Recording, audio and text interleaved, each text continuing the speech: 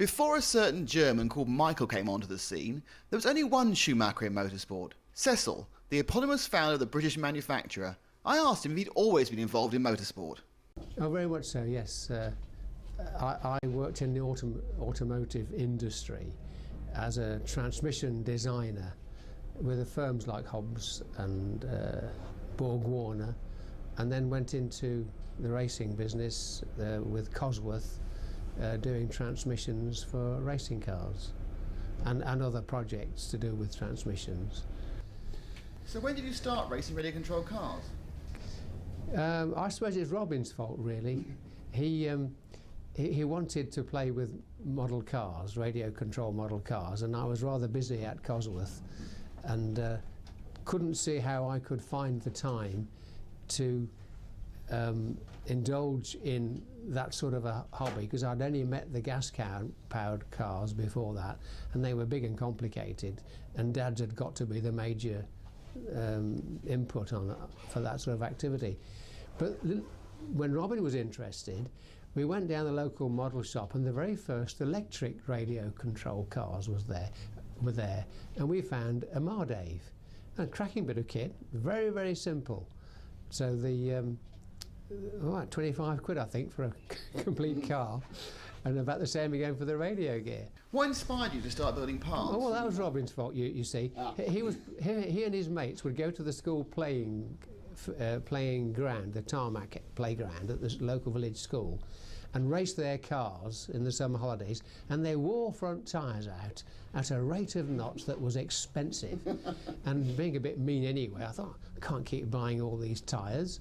And they'd come back and they would be worn, the foam would be worn down to the plastic wheels. And I said, you need a differential on these things because they understeer. Well, says Robin, can you make me a differential then, Dad?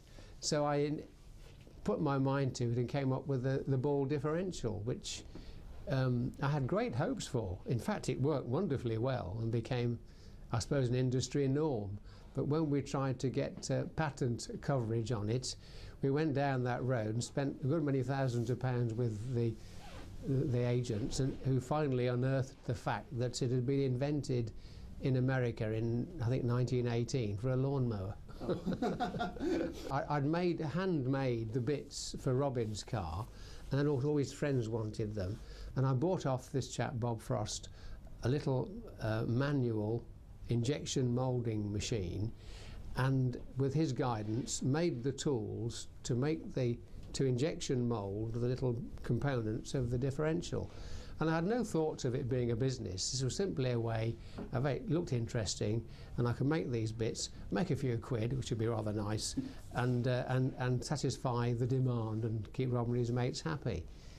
And that's how it started. And we made all the popular cars of the day, with the Associated and the Bolink and I forget what else they were. And we made a differential to go in each of those cars. And I began receiving telephone calls from America whilst I was on my drawing board at Cosworth.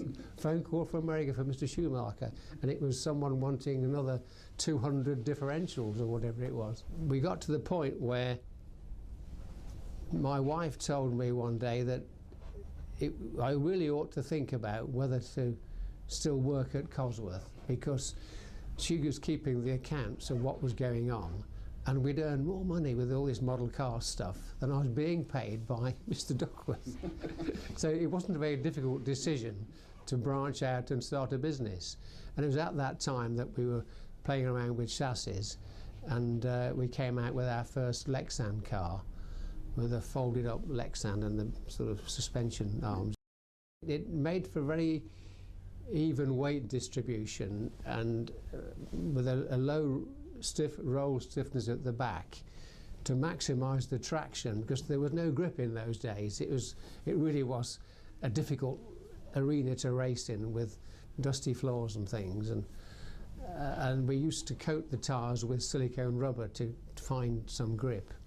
And it really worked very well for those conditions. Some bright spark in America invented carpet racing, where you had this fine felty sort of carpet, the cheap mass-produced stuff, and you could get phenomenal grip with foam tyres without the silicone, working directly on the carpet. And the poor old XL car was tying itself in knots with its very flexible characteristic when you had such a massive grip. So we had to go and make a fiberglass car. Well, that was a bit of an adventure because we made a few quid and I rather fancied a Porsche. And then we realised we'd got to invest in new machinery to be able to cut the fiberglass and to make the chassis. And so we went and bought this nice green CNC routing machine, which I called the Porsche, because that's where the money went. Well, that's all the time we have for today, but in our next show we chat some more with Cecil and find out the story behind Schumacher's first World Championship.